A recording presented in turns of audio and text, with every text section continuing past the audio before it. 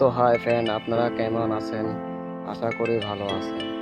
তো আজকে আমরা মাছ ধরার জন্য ছিপ কাটতে এসেছি। যাওয়া যাক, দেখি ভালো ছিপ পাওয়া যায় কি না।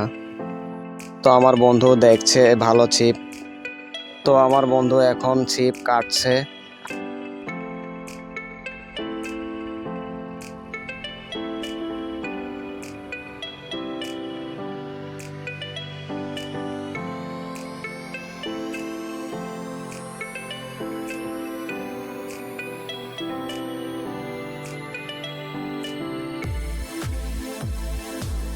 প্রচণ্ড গরম, আমি একটা ছিপ কেটে হাঁপিয়ে গেছি।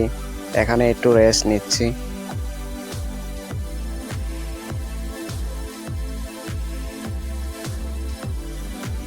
তো আমার বন্ধুর হাতে মোবাইল দিয়ে তাদের একটু জিরিতি দিয়ে আমি ছিপ কাটছি এখন। তো বন্ধু বলল যে আমরা সবাই মিলেই কাটি। সে একটা কাটছে, তারপর আমি একটা কাটবো। ছিপগুলো আমি অনেক যত্ন সহকারে কাটছি।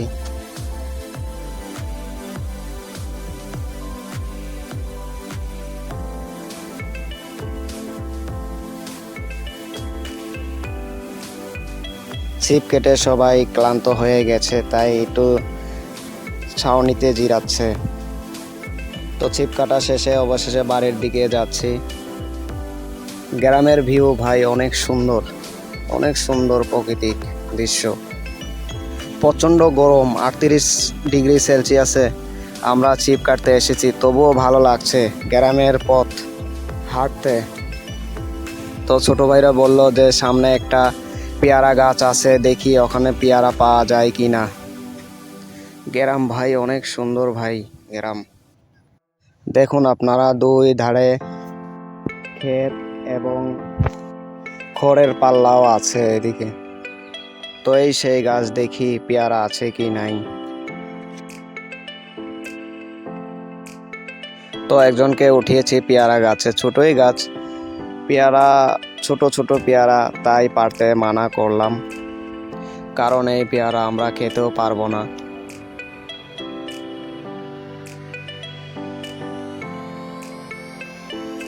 তো আপনারা দেখতে পাচ্ছেন আমাদের একটা ভাই কৈফত পেয়ারা গাছের নিচে সবাই মাছ ধরছে ছিপ দিয়ে। মাছ ভালোই পাওয়া যায়। তো এখান দিয়ে আমরা হাঁটাহাঁটি করে এবার চলে যাব।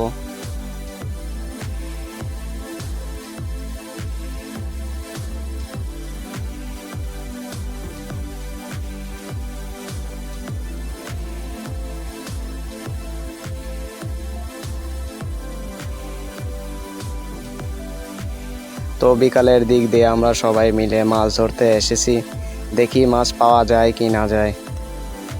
তো অনেকক্ষণ বসে আছি, একটা মাছও টপ গিলছে না, দেখি মাছ পাওয়া যায় কি না যায়। মাছ ধরাটা বড় কথা নয়, আনন্দটাই বড় কথা, কারণ সবাই মিলে মাছ ধরতে এসেছি, অনেক আনন্দ হচ্ছে। তো আমরা 2-3 ঘন্টা বসে থাকার পর একটা মাছও ঠুকুরও মারছে না। তো আমরা আর 5 মিনিট বসে দেখবো, যদি মাছে ঠুকুর না মারে তো আমরা চলে যাব। আমাদের কষ্টটাই বৃথা, কারণ সবাই মাছ পাচ্ছে, আমরাই শুধু পাচ্ছি না।